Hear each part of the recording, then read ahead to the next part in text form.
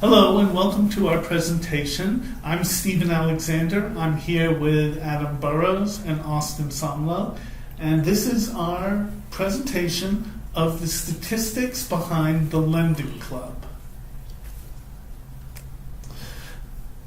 The Lending Club is a company and a website that arranges to bring lenders together with borrowers, where a borrower can apply for a loan and the lender can fund the loan.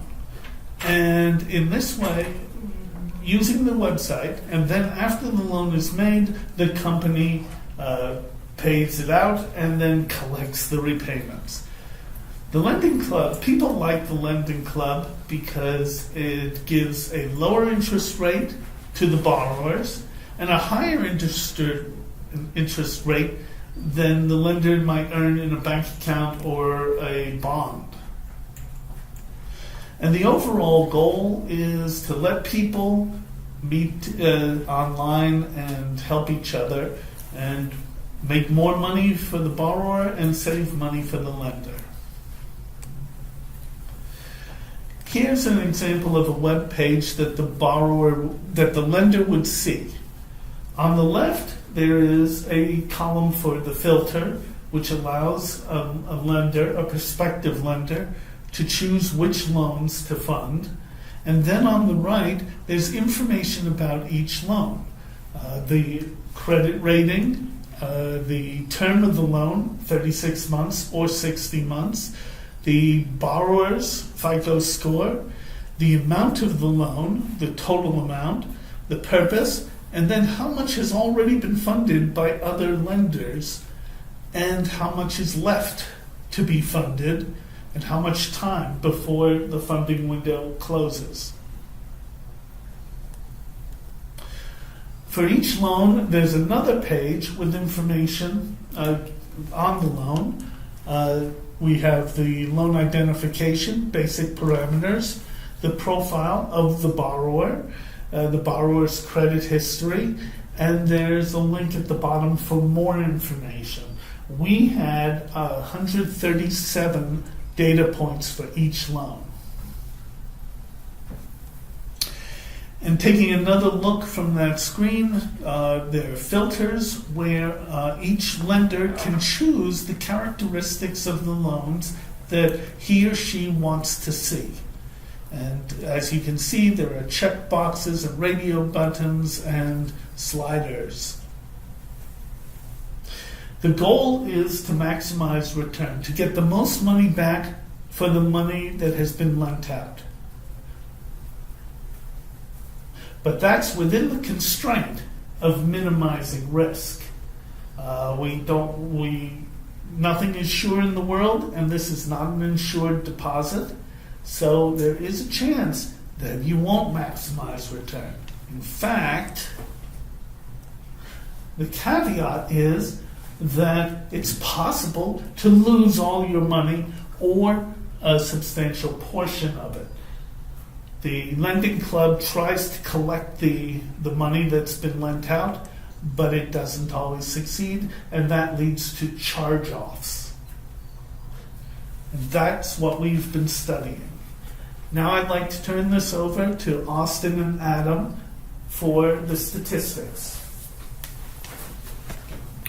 So the first thing we're going to look at in Tableau is the income for percent charge-off. You'll notice that those who make a little bit of money, such as $0 to $10,000, charge off about 20%.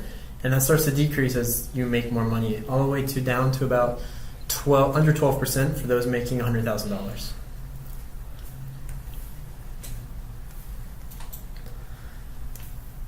Looking at the loan amount for percent charge-off, you'll see that the loan amounts that are the greatest have the most percent charge-off on them. So people default the most on loans that are the biggest, from $30,000 to $35,000 at 22% charge-off. Loan grade. As the loan grade increases, which is decreasing credit, you'll see that the percent charge-off increases substantially, from A to only about 6% all the way to G at 34%.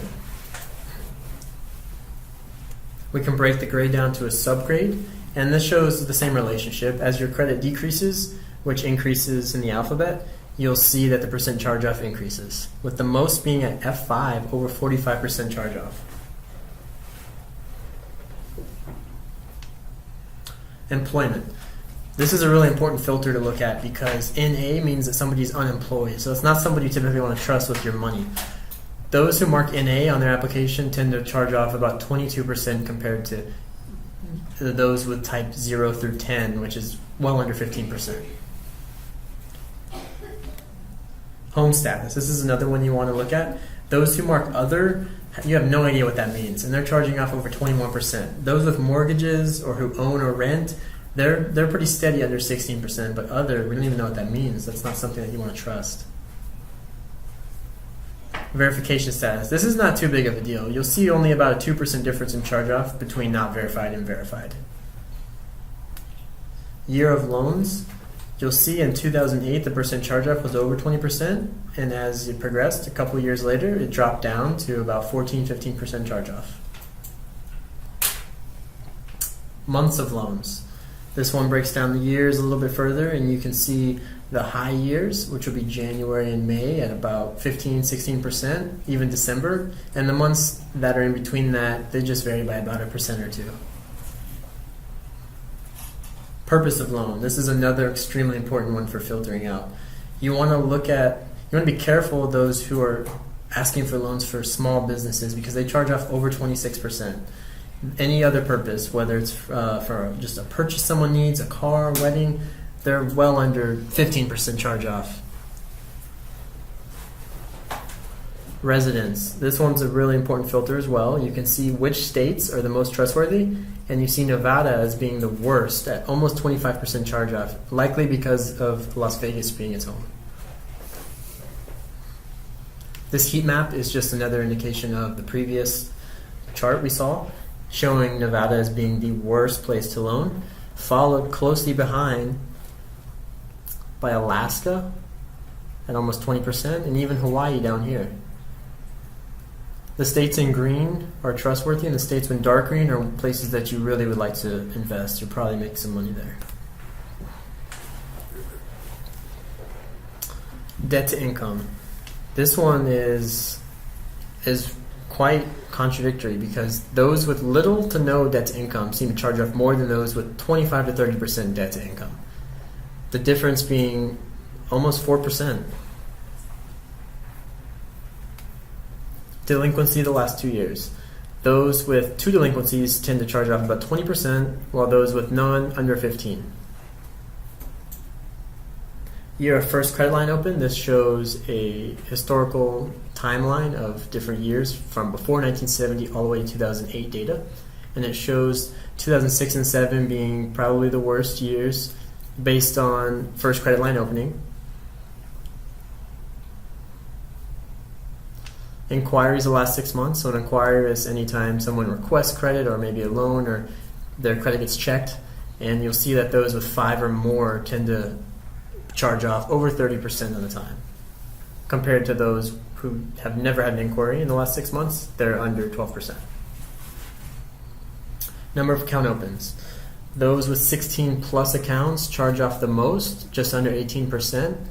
But following in second is those with no accounts to 5 accounts, which is over 16%. Only about a percent difference between those with 16 or more accounts. Total number of accounts. Those with the least amount of accounts, up to 10, charge off the most compared to those with 41 more accounts, which is under 15%. The difference being about 3%. Number of public records. A public record could include bankruptcy, and so this is an important one to look at when filtering. Those with at least one bankruptcy charge off close to 24%, while those with none charge off under 15%. Revolving balance. That is the total amount of balance that an individual has in credit. Those with $40,000 to $50,000 revolving charge off typically almost 20% of their balance, whereas those with hardly any credit to $10,000 charge off under 15%. Utilization. That's how much of total credit is being used at this time. those with the most utilization tend to not pay off their credit card. So we see a percent charge off as close to 22% for those with most of their credit line being used up.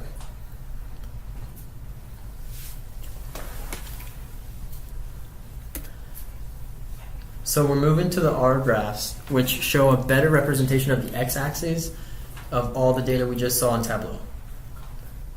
First, we have income versus charge-offs, loan amount versus charge-offs, loan grade versus charge-offs. We have the loan subgrade, employment, home status, verification status, year of loans, month of loans, loan purpose, residence, debt to income, delinquency the last 2 years, year of first line opened, inquiries in the last 6 months, number of accounts open, total number of accounts, number of public records, revolving balance, and revolving utilization.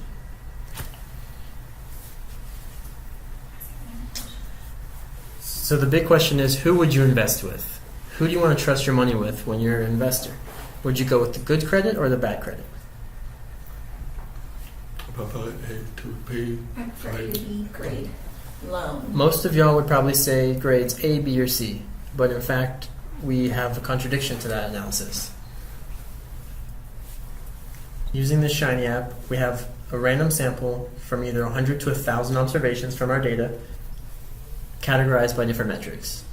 And you'll see that actually you make more profit off those with bad credit or higher grades from E, F, and G than those with A, B, or C. The difference being more than double. If we move the slider down to fewer observations, you still see that worse grades, E, F, G, or just F and G, give you more profit than A, B, and C. Again, we'll move the slider and the same results show. If we look at average rate of return, we see the same thing. The percent return on an investment is higher for those with bad credit. Moving the slider, the data is the same. This time C, D, and E show the highest rate of return, but E, F, and G is close behind it. A, B, and C is actually the lowest, close to the lowest. If we look at the percent charge-off, this is a pretty obvious relationship. Those with worse credit tend to charge off more, so this is a steady increase as credit score decreases. There's a clear inverse relationship here. If we look at the average nominal interest rate, this one's another obvious relationship because as credit decreases, so your risk increases. So the nominal interest rate is going to be higher for those with bad credit. And this is the case no matter how many observations we draw. Average profit per loan. This is the most probably shocking one of them all because you see that grades E, F, and G give you the most profit per loan than even good credit with A, B, and C. No matter how we move this slider, if we move it down, you still see E, F, and G giving you the most profit. This time C, D, and E come close, but it's still taken by the lower subgrades. And finally, we look at average loan amount. You'll see that our hypothesis of those with bad grade getting more money is supported, and those on Lending Club know this, so they invest more money in those with higher grades.